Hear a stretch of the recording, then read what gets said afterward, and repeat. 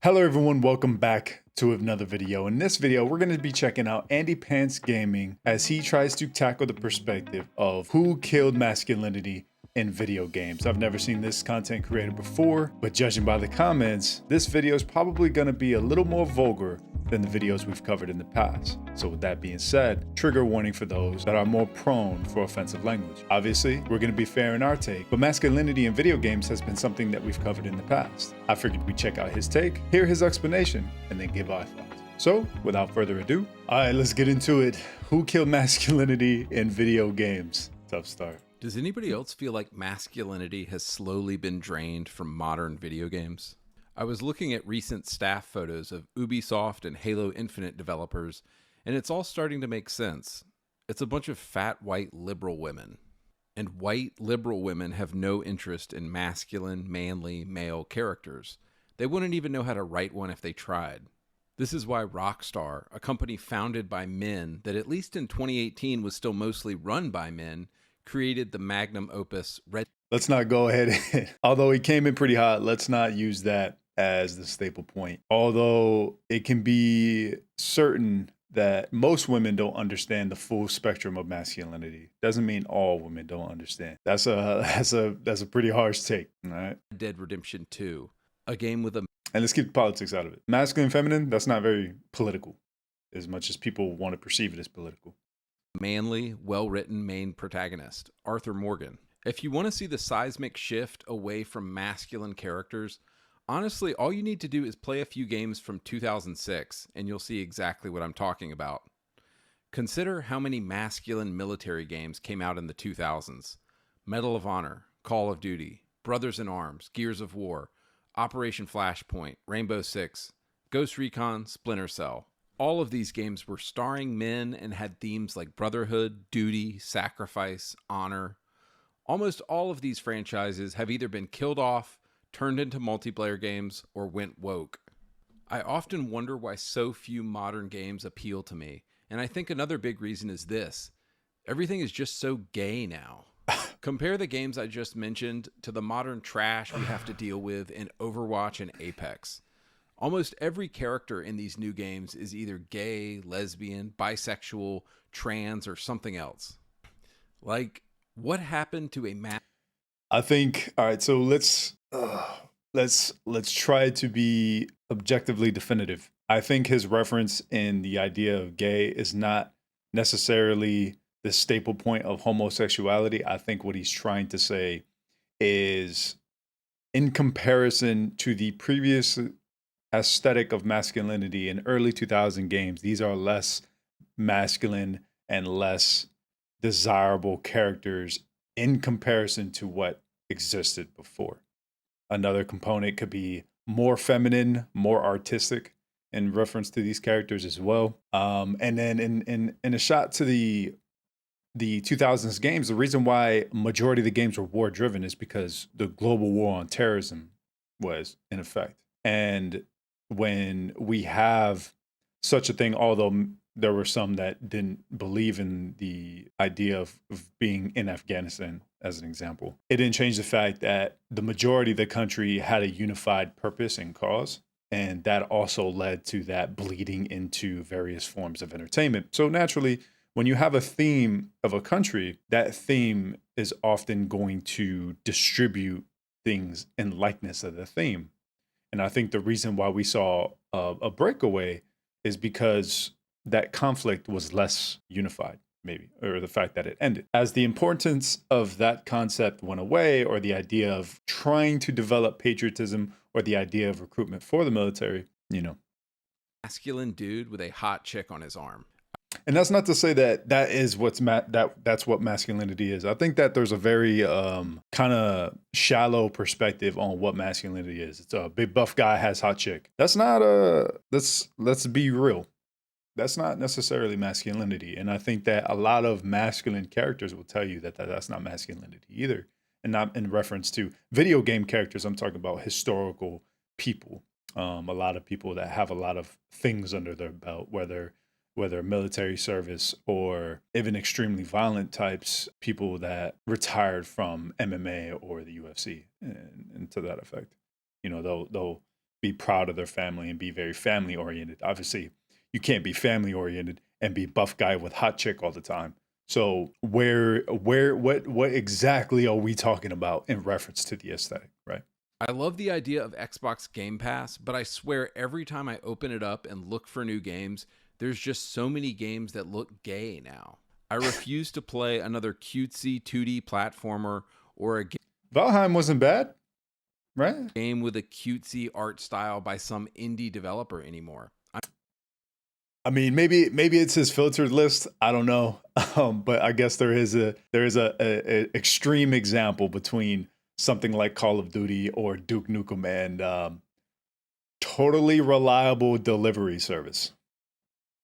But you know, these artistic and less serious or less violent games have always been a thing. I'm not. Maybe it's because indie developers have become more prominent. I'm not too sure. For anyone that knows more than I, obviously hit in the comment section because I'm not a expert. I'm just done with these games. If you want my 100% real thoughts on this, I just think the entire video game industry has gone woke and gay, and almost nothing they are making appeals to me in any way anymore. So this is why I mostly play 20-year-old games on my channel, because they were just better. I was recently reading an insider interview about what went down at Volition Studios with the disastrous Saints Row reboot from an inside source. This source said that the LGBTQ community within the company was actually pretty small, but they are the loudest and the most annoying, and the company leadership chose to promote these people into key roles. And that's how you get the absolute dumpster fire of a game that was Saints Row 2022. I think what you have at a lot of these game studios is about 80% of the staff is probably just hetero dudes trying to do their job, but they're afraid of speaking up or saying what they actually think, and then you have the LGBTQ folks making decisions about what kind of game to make. And everything just ends up being safe and soft and sensitive because, oh, we can't hurt anybody's feelings. So, of course, you get these shitty dumpster fire video games that nobody wants to play. After reading a lot of insider interviews at these developers, this is my sense of what has been happening.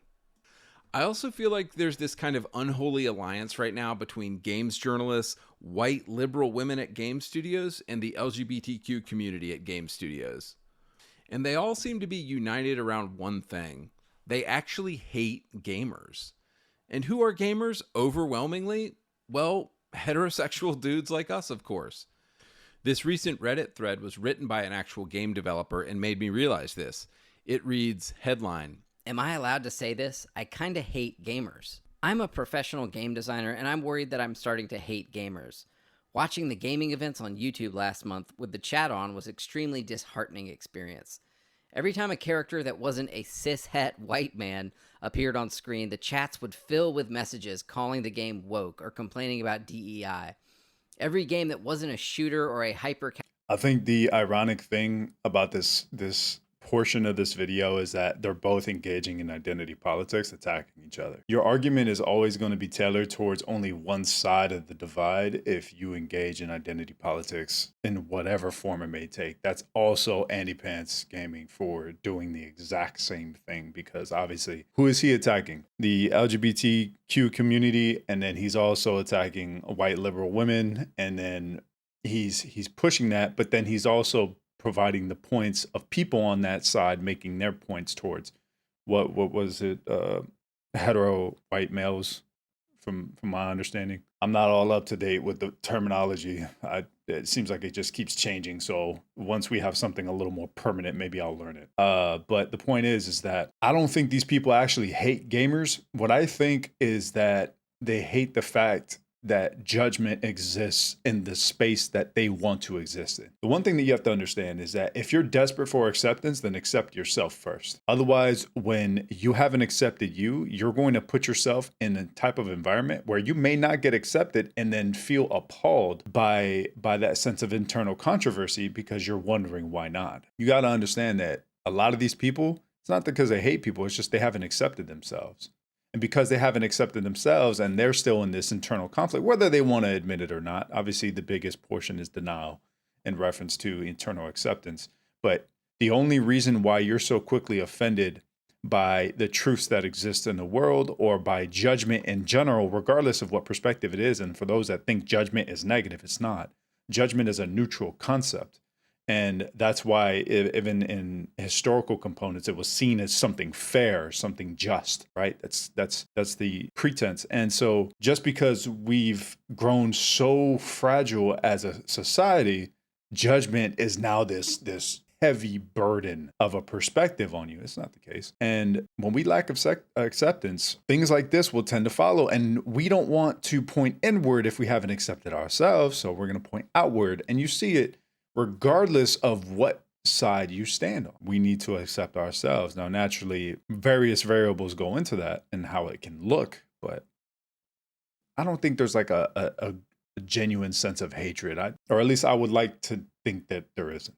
Casual competitive online game garnered zzz and boring comments. I've seen people implying that the MC in Fable trailers is ugly because it's a self-insert of some random level designer working at Playground whom they deemed not fuckable enough.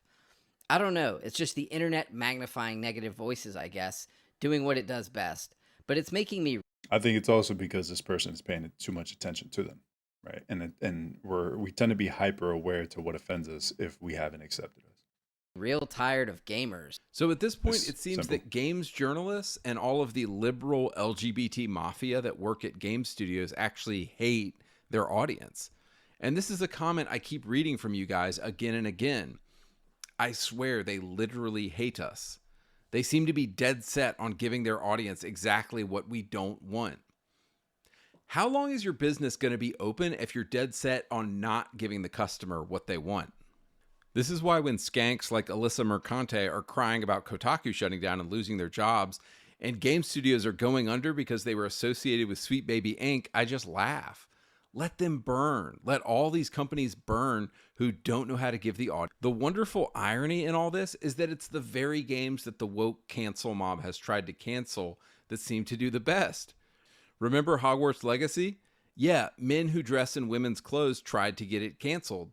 Instead, the game sold 25 million copies. Oops. Remember Elden Ring? Remember how the woke mob tried to accuse FromSoft games of having, quote, problematic depictions of women? Oops. Sold 25 million copies. At this point, making an offensive game seems to guarantee that game's success. I think that it's not necessarily that offensive equals success. It's just that a lot of activists have commandeered the word and term acceptance as their reason for implementing their own inadequacies and insecurities within video games. That's not to say like, oh, adding a variety of a cast is a problem. No, that I don't think that ever was a problem. I think force changing things for the sake of activism was the problem. And no one has a problem when it makes sense. Now, in reference to the attraction phenomenon in regards to the man has to be buff and strong and stoic, the woman has to be hot and voluptuous or very feminine. Here's the thing. Majority of gamers are male. Majority of more violently rated games are played by even a higher demographic of male. When you look at the video game demographic, you can't look at the entirety and apply it to every game because obviously the video game demographic is split amongst different genres and categories of video games. Here's the issue. People that are typically not in the violent spectrum of video games, Call of Duty, Duke Nukem, where these more attraction concepts are placed, they try to make a game in this realm and it backfires because they didn't understand the audience that they were tailoring their product for. You can't be an activist or a loud activist and try to hop into a community that you don't understand and try to apply that activism. You're out of touch. And I get it that a lot of people that are activists, regardless of what side you stand on, tend to be in their own echo chambers, so they solidify and concrete the confidence in their perspective. The second you step out of it, you think everyone else is crazy. That happens on both sides. So when you leave your echo chamber and try to engage in a community that's not part of your echo chamber, and then your response to the culture shock is that everyone else is wrong and everyone else is stupid and everyone else is blah, blah, blah, and I hate everybody. No, you just haven't accepted your own perspective because you weren't willing to be attacked or you weren't willing to debate your belief the second you left that echo chamber. I think that we need to stop putting our heads in the dirt and realize that this is the concept of if you're trying to get into this spectrum, you need to understand who's in it before you get into it. Just because they disagree with you doesn't mean you need to come in and try to change everything for the sake of you. No, that's selfish. Anyone that tries to commandeer another space just because they left the space they've already commandeered, that's parasitic. That's psychopathy 101, being a predatory parasite. All you're doing is trying to gain ownership and control over things that you're not supposed to have ownership or control over because it's an ego check to you. Naturally, there's a lot more psychological phenomenon that take place in the cognitions that happen with offense and acceptance and different things that have been labeled across over time. Obviously, the thing is about the attraction phenomenon, like I said before, the common phrase is that no one wants to play the ugly person. As much as the mentality or the cognition is let's put characters that people can actually relate to. It's like, well, then now you're also out of touch, because if someone's playing a video game, they want to play the most pristine version of what they could be in general, because human beings, regardless if you're a self-esteem advocate or not, always drive towards the greatest form of potential they can reach. That's why men want to be the buff guy or okay with being the hot chick. And even women often choose more attractive feminine versions of themselves, because we're always driving towards a sense of betterment and improvement. And that's just a natural human inclination of wanting more for ourselves. That's okay. But the second that we're judged by what someone created, why are we so offended by the creation of another person's perspective? And why do we think we need to commandeer that perspective to take it down and us feel more safe again? That makes no sense to me, but we're gonna get the video going. We could talk about Stellar Blade, pissing off all of the liberal progressives, and yet everybody went out and bought it. Okay, so in the rest of this video, I want to give you 4 examples of a game or game series going from masculine to feminine or gay, and it basically either killed or ruined the franchise. Number 1, Ubisoft and Red Storm Entertainment. So Red Storm Entertainment was a video game company founded by the legendary Tom Clancy to make Tom Clancy video games. He sold the company to Ubisoft in the year 2000, and Ubisoft in the 2000s actually had some balls and made some of the manliest games you've ever seen. There were the Splinter Cell games, the Ghost Recon games, the Rainbow Six games, and the Far Cry games. All of these games pretty much feature exclusively men, and these IPs in the 2000s had so much testosterone, just a single glance from a woman in their direction would get her pregnant. I mean, motherfucking Sam Fisher, come on. The dude is the ultimate Giga Chad. Scott Mitchell in Ghost Recon. Now, you pick your own character in Far Cry 2, but it's definitely a manly game that will put hair on your chest. So what is Red Storm Entertainment up to today? Well, I recently saw that Tom Clancy's The Division Heartland is being led by a man who dresses in women's clothes in his free time. Now, look, I don't give a shit if you want to identify as a dragon and go around laying magic eggs, but can we agree that the least masculine thing on earth you can do is dress in women's clothes? Tom Clancy would be rolling over in his grave right now if he knew the absolute disaster that Red Storm Entertainment had become. Number 2, Wolfenstein. So I was recently playing Wolfenstein The New Order for the first time, which came out in 2014. And I have to say, of all the games I was sure were going to avoid woke Western progressivism, this game was pretty high up there. The first 3 entries of the reboot were all fantastic. They had the badass BJ Blazkowicz, an absolute unit, as the main character, ripping apart entire armies of Nazis with the sexy and smart Anya as his arm candy and wife. Machine Game's first 3 Wolfenstein entries, which came out in 2014, 2015, and 2017, are all great. They have normal men and women doing normal shit in them. Awesome. But of course, the woke mob had to get involved somehow. So you have a beloved series with a beloved, tough, male, manly main character. Do you suppose it's a good idea to kill off that guy and replace him with cringy girl boss characters? Wolfenstein Youngblood came out in 2019, and it's an absolute tone-deaf disaster. So many modern video games, I find myself asking, who wanted this? Who asked for this? I often ask the same thing of the new Star Wars shows by Kathleen Kennedy as well. The Wolfenstein reboot had the perfect synergy. Say what you will about The Acolyte, the reviews speak for themselves.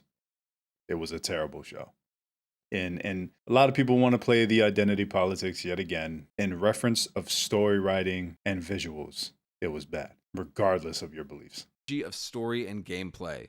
You are BJ Blazkowicz unleashing his rage on the Nazis for killing everyone he loved. You see this come across in his brutal assassinations, like sticking a rusty pipe through the eye socket of an SS Waffen commander. But the setup to Wolfenstein Youngblood is incredibly cringe. In it, you play as BJ's daughters, and they're honestly nothing like him.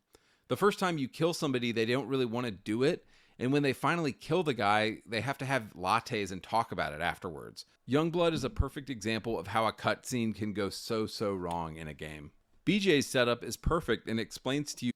I mean, it was there. Obviously, they wanted to try something in reference to adding women to such a violent and war-torn perspective. Obviously, women carrying out such operations is not really heard of, and maybe that breaks some people's immersion, because when we think of war, we don't think of women, we think of duty-bound men. The idea that they tried to put a little feminine touch on it, that after they've committed an atrocity, you know, they actually have to decompress, unlike the typical stoic man that just drives on regardless with the darkness that he carries. That's obviously a different perspective, and I think that that's what they tried to do. Maybe that's like a little touch that they tried to do there. It's hard to say why you're doing the actions you're doing. BJ's daughters, however, are acting like they're in an episode of Big Bang Theory the whole time, but oh yeah, they just happen to be killing Nazis, and haha, isn't this so funny? It's tonally all over the place and just so full of cringy and awful cinematics, which is ironic because the cinematics in the first 3 games were like so good and short, and they got to the point and they were really emotional and impactful. Example number 3, Gears of War. For a full... I think with a lot of those issues, it's just that some developers like to just explain and justify everything. And I think that if you do something well, you don't need a lot of justification and explanation, because what you have created does enough. Explanation of how the woke mob girl bossed Gears of War. See my video on that game, but I'll keep this short. The first 3 Gears games are an incredible trilogy focusing on the bonds and brotherhood between men. They're incredibly masculine games, focusing on duty and sacrifice in military orders. And I know some of you hate this, but for 10,000 years, it's only been men fighting wars. Sorry. The first 3 games focus on Marcus, Dom, Cole, and Baird and tell a masculine story of brotherhood. Well, the progressive woke mob somehow got to Gears of War, and Gears 4 and 5 are about sisterhood, motherhood, being a traitor, and what it... I wouldn't necessarily say that the progressive mob, as he calls it, is really attacking everything. I think that some organizations just genuinely wanted to try new things and new directions. Now, is it likely that they were pressured into these perspectives and these kind of takes? Yeah, maybe. Obviously, people can look into this kind of thing to see where funding came from, to see, you know, who had a part to play. But in reference to the girl boss, there has been feminine leaders. Here's the thing. I get that a lot of people's take, well, if it's a fantasy kind of thing, who cares? Well, if it is, then why implement it if it doesn't matter? The argument goes both ways. In reference to the girl boss, though, feminine leaders exist. Feminine leaders can exist and do rather well. This is the unique difference. Women trying to be masculine in leadership roles does not work out. The reason it doesn't work out is because there's always going to be a man that is better at being masculine than a woman is at being masculine. It's just a natural component. It's okay. However, a woman can also be a leader using feminine variables and characteristics and be more efficient in that manner as well. There's just a different take and delivery on it. Naturally, it's going to be more compassionate, more involved, more accepting, and that's kind of the trend that you may see. But the second a woman tries to step in the capability of what men are capable of, even if it's a top tier woman, that top tier woman is in reference to physical capability, is going to be in comparison with men at top tier physical capability. The gap is real. Why is she there? And I think that's what breaks the immersion in reference to these militant type games. If we had a male team that were the best of the best, they are leagues and bounds ahead of women that were at the best of their best. That's just a biological disparity. And I think that when people think of real life things, that kind of seeps into their brain. And that's why they'll call things like this woke, because it's not on the basis of what they have played historically, and it's not in lieu of the perspectives that they have with the world. So it breaks that double immersive barrier there, and I think that that's why it causes a problem for a lot of people. Feels like to be a woman. They introduced the character of Kate Diaz, who I don't think anybody gives a single fuck about. What they should have done is put Kate in a spin-off game, not a mainline Gears entry. But here's the problem, of course, nobody would have bought it. So unfortunately, Gears 4 and 5 are basically girl boss, feminist Gears of War. It's to be fair that the games that are based around acceptance aren't doing as well as the games that aren't based around acceptance. And you can take that as you will. And any masculine story about men is put on the back burner. Of course, the games include Baird and Marcus in them, but they're really on the back burner. And Gears is now about Kate Diaz, who I've never talked to a Gears fan even cares about. Moving on, example number 4, the Saints Row reboot. Saints Row spent 10 years building up characters and building up a very distinctive and edgy and male sense of humor. It's the kind of stuff you and the guys would laugh at. Some of the recurring characters in Saints Row are Johnny Gat, Julius, Aisha, Shondi, and several others. In these games, the men are men and the women are women. Johnny is edgy and hilarious and always has a hot chick on his arm. The humor is crude and hilarious, and the Saints are always getting into trouble. So what went wrong with the reboot? Well, the woke 2022 reboot thought it was a good idea to kill off every single character from the old Saints Row games, and I guess they thought we would be cool with that. But don't worry, all of the beloved characters you've come to know and love have been replaced with tokenistic characters from a literal seminar on diversity. You've got the gay Asian man, the girl boss lesbian, another girl boss lesbian, and the gay black guy. The LGBTQ mafia didn't just kill Saints Row, they crucified it on a rainbow flag. And this is what you get, guys. This is what you fuckers get for supporting these people. Oh. They turn out shitty games that aren't funny, that aren't cool, that aren't masculine. So stop hiring these people. Game developers need to stop putting gay stuff in games, and they need to fire every liberal white woman if they want us to ever buy a game again. Because I'm serious, we are done with this shit. We're not buying these games. Like Phil Spencer is out here complaining about how people aren't spending as much money on games anymore. I guarantee if you give us hetero dudes hot chicks in games again and manly men, you will see sales go through the roof. Bring back the glory days of video games. I have this theory that in a few years, we're going to see a turn back to the golden era of video games, and people are going to start buying games again. I recently saw this crazy chart from 2023 that basically showed that people are only playing old games these days.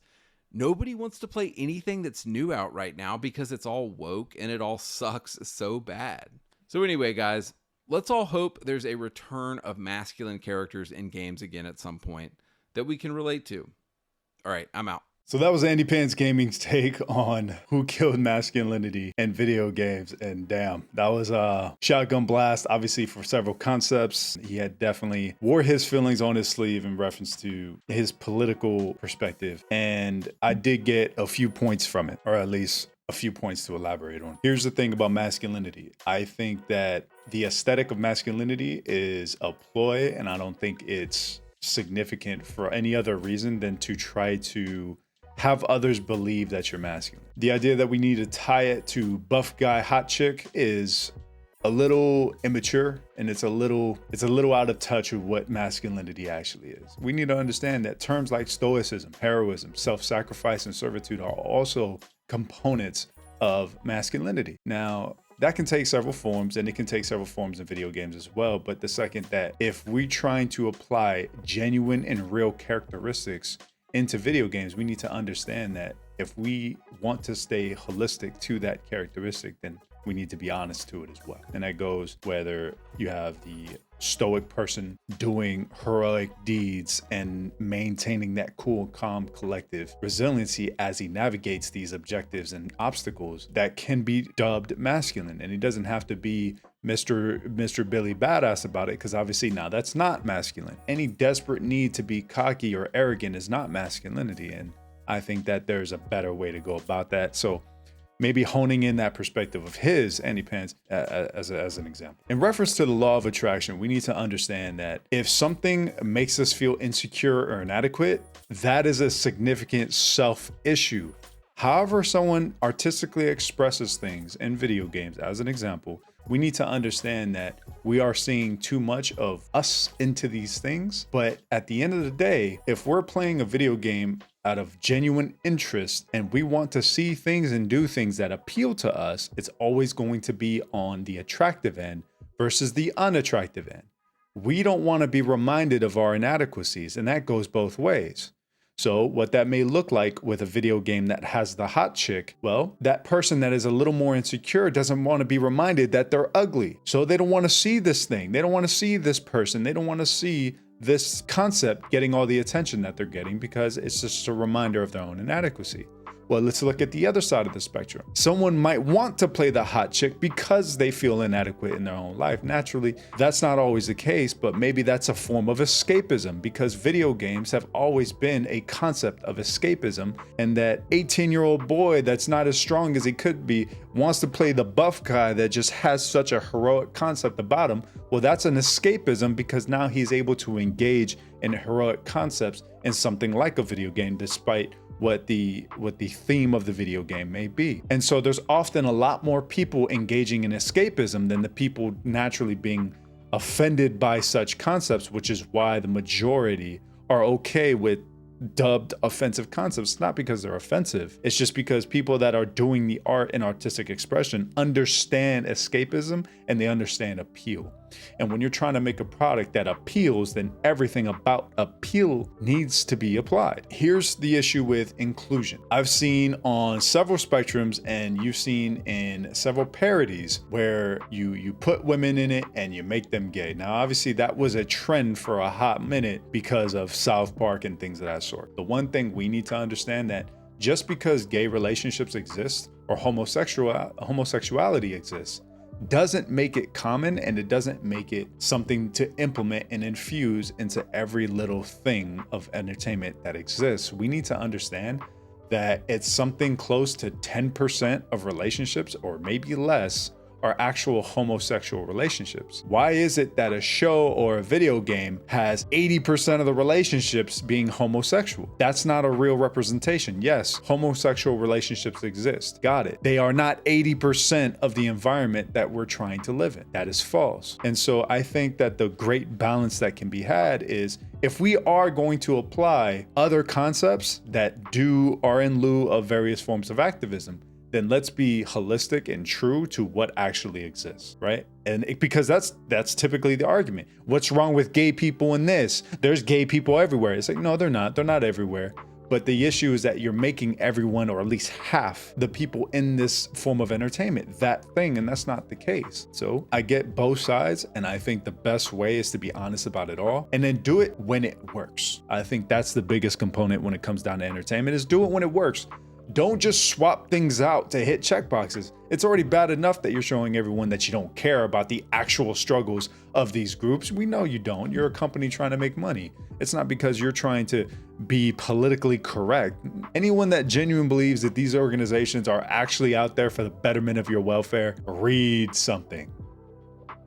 They've never come to your door and genuinely cared for you in any sense of the word. Stop thinking that these people will sacrifice anything for you. They're going to do what is best for them, and if they can do it in lieu of the organizations or the groups that they're trying to appeal to, then sure, as long as it lines up. But you've seen a lot of activists that are on that side of the spectrum get fired lately. 20% of certain organizations have been fired because their activism has led to sales falling within these corporations that had a reputable name before they started to implement and try these new things. I understand that there's a lot of diversity and there's a lot of divide in reference to these beliefs. And we need to understand that there's a medium where a lot of people just don't care. They just want something good. And when you force change things on the basis of activism, or you go to the other side and try to be extreme about something, that's going to break the mold for everybody. And that's not going to appeal to anyone, which is why the common question is who was this for? Who was this made for? Who was this video game made for? Who is the audience that they're trying to appeal? Not the audience of video gamers that engage in this genre of video games. Clearly, no, because they tried to implement and invade a space that they weren't a part of, and then they received all the backlash. And of course, the only thing they can do back is point the finger at the people pointing fingers at them. That's not a way to win when it comes down to people. I think that we need a little more of a holistic approach to everything that we do, and that's also in perspective of how you view the new things people try to do. We don't always got to slap a political label on everything. We don't. Adopt a new perspective and be a little more accepting before you start diving into identity politics, whether on one side or the other.